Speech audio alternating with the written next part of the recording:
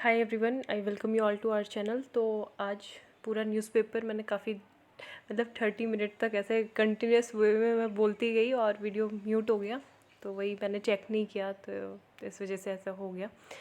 तो पूरा वीडियो तो मैं डिस्कस नहीं कर सकती दोबारा से, काफ़ी अच्छे से मैंने एक्सप्लेन किए थे, सारे आर्टिकल्स एडिटोरियल काफ़ी इंपॉर्टेंट थे। तो सबसे पहली बस मैं जो मेन हेडलाइन है यहाँ से ही आपको बता देती हूँ क्या क्या था, ठीक है।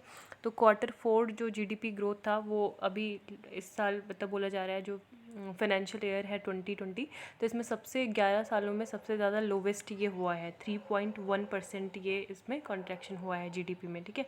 तो ये फोर्थ क्वार्टर के आंकड़े थे। फोर्थ क्वार्टर आपको सबसे पहले ये पता होना चाहिए कि जीडीपी जब भी कैलकुलेट करते हैं तो वो मतलब साल भर की नहीं होती, वो क्वार्टरली होती है। क्वार्टरली मतलब 3 मंथ की। तो अभी जो ये था 3 मंथ का था ये, ठीक है। आपका जैन, फैब और आपका ये मार्च, तो ये तीनों मंथ के जो थे ये आंकड़े, ठीक है। तो ये हैं। और इसी के साथ साथ मतलब आपका जो फाइनेंशियल ईयर होता है वो भी पता होना चाहिए, वित्त वर्ष कब से कब तक का होता है। तो वो आपका होता है 1 अप्रैल टू 31 मार्च तक, ठीक है। 1 अप्रैल मतलब जैसे अभी ये 1 अप्रैल 2020 से लेके और 31 मार्च 2021 तक का आपका ये फाइनेंशियल ईयर होगा। तो इसमें आपका जो अभी फर्स्ट क्वार्टर चलेगा, ठीक है, मतलब अप्रैल, मई एंड जून वाला जो आपका क्या चलेगा, फर्स्ट क्वार्टर। फिर जुलाई अगस्त सितंबर सेकंड क्वार्टर। फिर अक्टूबर नवंबर दिसंबर थर्ड। एंड फिर जनवरी फरवरी मार्च जो है आपका फिर से वही फोर्थ क्वार्टर, ठीक है। तो अब ये सारे क्वार्टर का जब पूरा मतलब जो ग्रोथ रेट है वो कैलकुलेट करके फिर आपकी क्या निकलती है, एनुअल जो ग्रोथ रेट होती है वो निकलती है, ठीक है। तो इससे मतलब फिर आपका जो फाइनेंशियल ईयर जो 2021 जो होगा वो आपकी ईयरली रिपोर्ट आएगी। तो अभी ये सारी चीज़ हुई है कि Q4 का जो है ये निकला है 3.1% हुआ है। और मेनली जो कॉन्ट्रैक्शन हुआ है वो किस में हुआ है, मैन्युफैक्चरिंग और कंस्ट्रक्शन वर्क में, ठीक है। और जो एक तरह से जो जहाँ पे स्टेबिलिटी थी वो गवर्नमेंट एक्सपेंडिचर पे थी, और दूसरा जो थी एग्रीकल्चर में, ठीक है। तो एग्रीकल्चर की जो ग्रोथ है वो 5.9% थी, तो जो एक पॉजिटिव इंडिकेशन है। और जीडीपी बोला जा रहा है, ऐसा एस्टिमेट किया जा रहा है कि पूरे साल भर में 4.2% ये रहेगी, ठीक है। तो इसमें ये बाकी आपको कोर इंडस्ट्री के बारे में पता होना चाहिए। कोर इंडस्ट्री 8 होती हैं, वो कौन कौन सी होगी,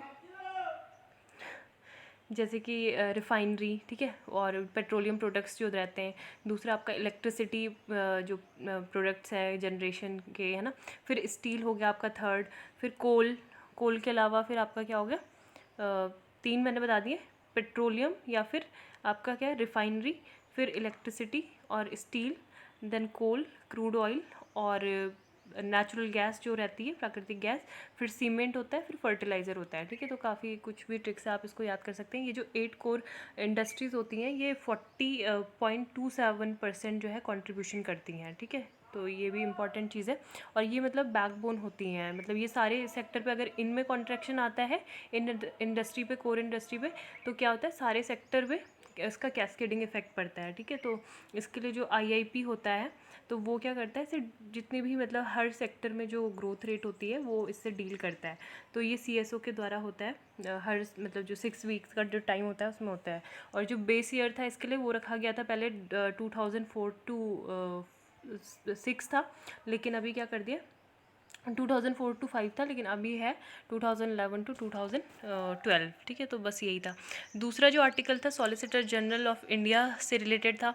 उसमें यही बताया गया था कि जो अभी सॉलिसिटर जनरल तुषार मेहता हैं, तो वो क्या कर रहे हैं, उन्होंने बोला था कि मतलब जो लोग कोर्ट में ये पिटिशन फाइल कर रहे हैं स्टैंडर्ड लेबर को लेके, तो वो उन लोगों ने क्या कंट्रीब्यूशन किया है, तो पहले वो चीज़ बताएं, है ना। कि मतलब काफ़ी सारे वो इंटरव्यू देते हैं, अपने जो राइटर्स वगैरह हैं। मैं एक बार दिखा देती हूँ आपको वो आर्टिकल क्या था।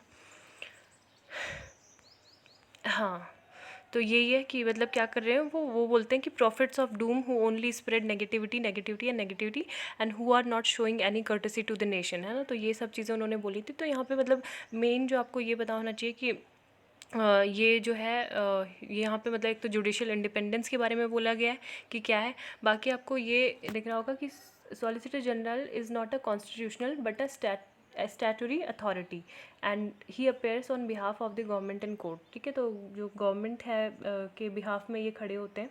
तो इनको बोला जाता है सॉलिसिटर जनरल को second highest law officer of the country, ठीक है। ये क्या करते हैं, जितने भी सरकार के जो लीगल मैटर्स होते हैं उसमें सरकार को एडवाइस करते हैं। तो इनका कहीं पे भी कॉन्स्टिट्यूशनल में जिक्र नहीं है। ये किसके थ्रू ये होते हैं, एक लॉ ऑफिसर्स के लिए रूल है, ठीक है, कंडीशंस एंड सर्विसेज, ठीक है। तो कंडीशन एंड सर्विसेज रूल्स 1987 है। तो इसके अंतर्गत ये बोला गया है कि ये क्या होंगे, governed by law officer not bye constitution, ठीक है। तो इस वजह से ये स्टैट्यूटरी इनकी पोस्ट है, कॉन्स्टिट्यूशनल पोस्ट नहीं है। तो इस चीज़ की क्लैरिटी होनी चाहिए। इनका जो टर्म दिया हुआ है 3 साल के लिए डिफाइन किया गया है, ठीक है, 3 साल के लिए डिफाइन किया गया है। और बाकी ये क्या करते हैं, मतलब उनको वही है कि जो सॉलिसिटर जनरल है और एडिशनल सॉलिसिटर जनरल होते हैं उनको पार्टिसिपेट वगैरह करने का पार्लियामेंट में कोई भी राइट नहीं होता, वोट करने का नहीं होता है। इसके अलावा जो AGI होते हैं, क्या AGI attorney general of India, Bharat के जो महान्यायवादी होते हैं, ये क्या होता है, highest law officer of India है, ठीक है। और ये क्या है, कॉन्स्टिट्यूशनल पोस्ट है, क्योंकि आर्टिकल 76 है जो भारतीय संविधान का, उसमें इनका उल्लेख किया गया है कि भारत का एक अटॉर्नी जनरल होगा, ठीक है। तो ये है। चीफ लीगल एडवाइज़र होता है to the union government on all legal matters. बाकी इनका जो अपॉइंटमेंट होता है वो भी कैसा होता है कि सुप्रीम कोर्ट के जो जज बनने की जो योग्यता रखता हो उसे प्रेसिडेंट ऑफ इंडिया अपॉइंट करते हैं, ठीक है। दूसरा ये होना चाहिए कि इंडियन सिटीज़न होना चाहिए। तीसरी जो क्राइटेरिया है वो ये कि 5 साल वो हाई कोर्ट का जज रहे या फिर 10 साल तक वो हाई कोर्ट में एज ए एडवोकेट उन्होंने प्रैक्टिस किया हो। तीसरी जो योग्यता है वो इमिनेंट जूरिस्ट होना भी चाहिए, किसकी आई, मतलब the I of the president, ठीक है। बाकी ये है कि कितने साल तक वो रहता है, तो ऐसा कोई भी फिक्स्ड मतलब टेन्योर फिक्स नहीं किया है हमारे कॉन्स्टिट्यूशन में, कहीं पे भी नहीं लिखा गया है, ठीक है। रिमूवल के बारे में भी संविधान में कहीं नहीं लिखा गया है, इस चीज़ की आपको क्लैरिटी होनी चाहिए। और जो प्रेसिडेंट है वो रिमूवल करते हैं, मतलब जब अगर वो अपना रेजिग्नेशन वगैरह देते हैं तब, या फिर जो भी मतलब जैसे काउंसिल ऑफ मिनिस्टर की एडवाइस पे ही प्रेसिडेंट उनको अपॉइंट करते हैं, तो तभी उनका क्या होता है, रिमूवल भी तब होगा जब काउंसिल जो होती है वो डिसॉल्व हो जाती है या फिर रिप्लेस्ड हो जाती है, ठीक है।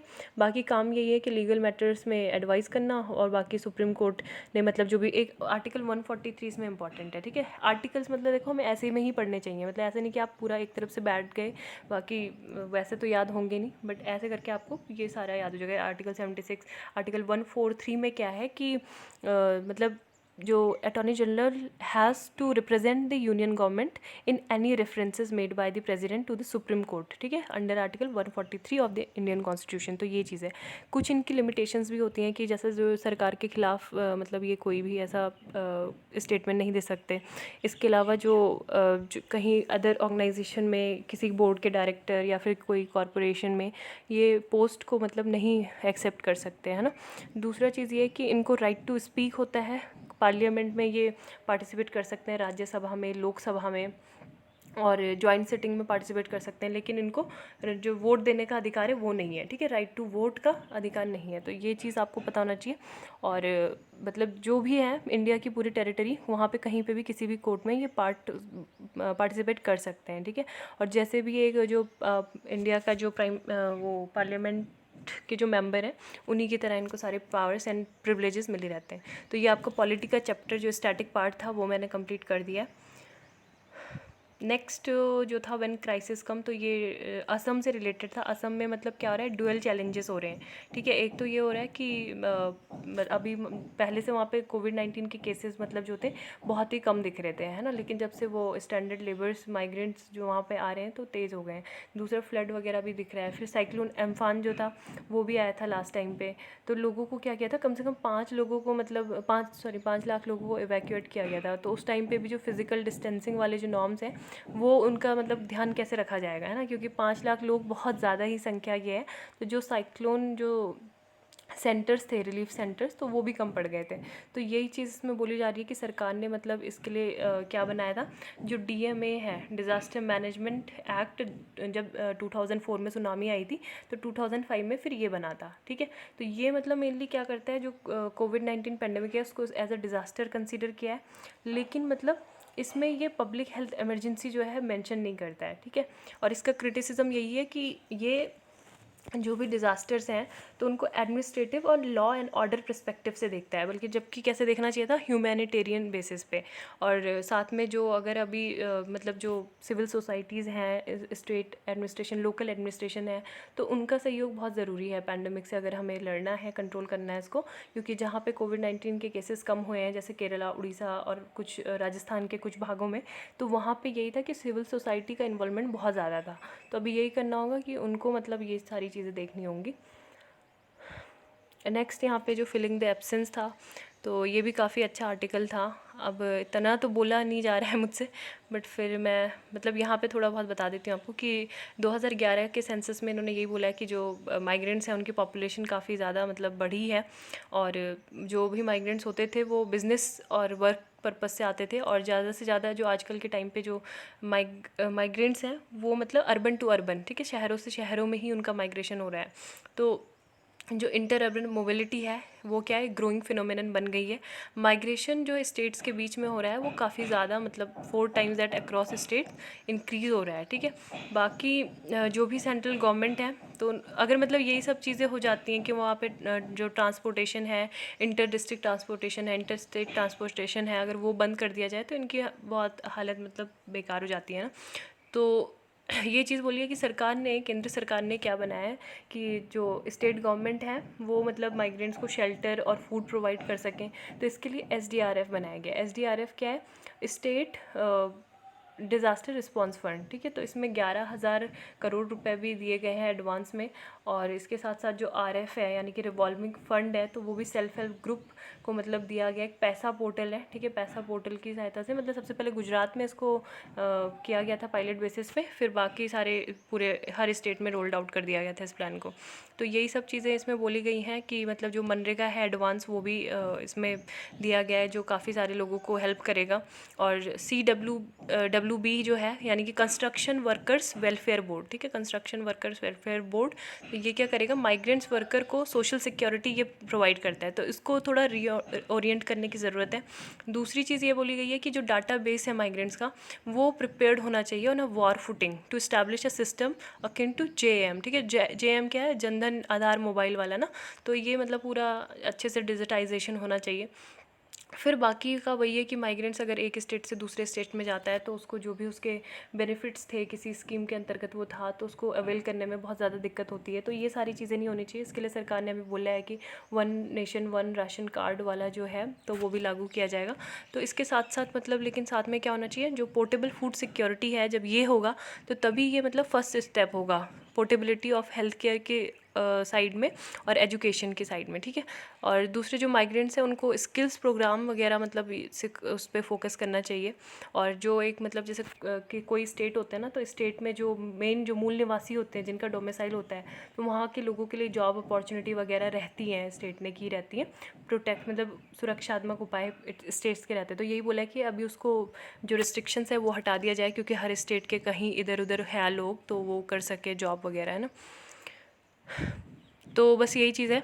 Programs running in the country, the government should now create a comprehensive database drawing on the database of Ayushman Bharat, PM Kishan, PM JDY और PMUY और मुद्रा for future social welfare intentions, मतलब security, ठीक है। You the people, ये आप पढ़ सकते हो, ये 1 साल के दौरान सरकार के क्या क्या काम थे वो सब यहाँ पे मैंने हाईलाइट किए हैं, ठीक है। तो ये आप देख सकते हो खुद से। अंत्योदय हो गया, सर्जिकल एयर स्ट्राइक हो गया, 1 नेशन 1 टैक्स, फिर OROP 1 rank and 1 pension, light of जनशक्ति, राष्ट्र शक्ति, है ना। आर्टिकल 370 को एब्रोगेट किया गया था। उसके अलावा डिफेंस स्टाफ जो था वो SCDO जो था, मतलब क्या था, CDS की जो पोस्ट थी, है ना, उसमें प्रिपरेशन। PM किसान सम्मान निधि जो थी फार्मर्स को इंक्लूड किया गया था इसमें। जल जीवन मिशन जो था, पोर्टेबल ड्रिंकिंग वाटर सप्लाई की गई थी रूरल हाउस होल्ड में। ह्यूज कैंपेन, फ्री वैक्सीनेशन हुआ था। इसके अलावा जो ट्रेडर्स थे, तो ट्रेडर्स के लिए क्या था, व्यापारी कल्याण बोर्ड। ब्लू इकोनॉमी को बूस्ट करने के लिए जो फिशरमैन है और जो फिशरी सेक्टर है उसको स्ट्रेंथन किया गया था। 7 करोड़ वुमेन जो थी वो सेल्फ हेल्प ग्रुप से अटैच थी, है ना। ये सारी चीज़ें की थी। न्यू एकलव्य मॉडल जो था रेजिडेंशियल स्कूल्स के लिए था। फिर कंज्यूमर प्रोटेक्शन एक्ट आया। उसके बाद मतलब यही सब सारी चीज़ बोल रहे हैं कि कोरोना वायरस जो पेंडेमिक है इससे सबको मिल के लड़ना होगा। इसके अलावा जो भी मतलब साइक्लोन था एम्फान, तो उसमें बंगाल और उड़ीसा ने काफ़ी बेहतरीन काम किया है। अभी हमें किस पे ध्यान देना है, आत्मनिर्भर भारत और सेल्फ रिलायंट इंडिया पे एक साथ मिलकर काम करना होगा, और जो भी चैलेंजेस प्रॉब्लम्स कंट्री फेस कर रही है सबका सामना हम तभी कर सकते हैं, ठीक है। तो if we have action and duty on one hand then success is assured in the other hand. तो यही इसका क्रक्स था। नेक्स्ट, एस्ट्रोलॉजर बेजान दारूवाला डाइज, ठीक है। तो ये फेमस एस्ट्रोलॉजर थे। Travel bubble Singapore to start setting up travel bubbles, and कोविड-19 could cause $8.5 trillion loss in global output, ठीक है। तो ये सब चीज़ें बोली गई हैं। कम से कम जो 60 मिलियन लोग हैं वो एक्सट्रीम पॉवर्टी की ओर वो पुष्ट हो गए हैं, ठीक है। और शार्पेस्ट कॉन्ट्रैक्शन दिख रहा है सिंस द ग्रेट डिप्रेशन, और बस हो गई है। यहाँ पे प्लाज्मा थेरेपी के बारे में आया था कि प्लाज्मा थेरेपी क्या होता है। ये मतलब जो भी पीपल जो है रिकवर कर गए हैं कोविड-19 से, तो उनकी जो एंटीबॉडीज़ होती हैं ब्लड से मतलब वो ली जाती हैं, and blood drawn from a person who has recovered from the disease and this serum is separated and screen for virus neutralizing antibodies. The therapy is yet to begin at the other 4 hospital. तो यही चीज़ बोला गया है। तो जो infected persons होते हैं उनको ये फिर दिया जाता है, ठीक है। बाकी ये रिलैक्सेशन के लिए बोल रहे हैं, और मतलब स्टेट्स बोल रहे हैं कि हमें लॉकडाउन 5 में कुछ रिलैक्सेशन दिया जाए रिलीजियस इवेंट्स को लेके भी, क्योंकि बहुत सारे फेस्टिवल्स आने वाले हैं जून और जुलाई में। तो जैसे उड़ीसा का रथ यात्रा होता है ना, तो वो है, उसमें भी दिया जाए। यहाँ पे है तुषार मेहता वाला, मैंने बता ही दिया है, और ठीक है।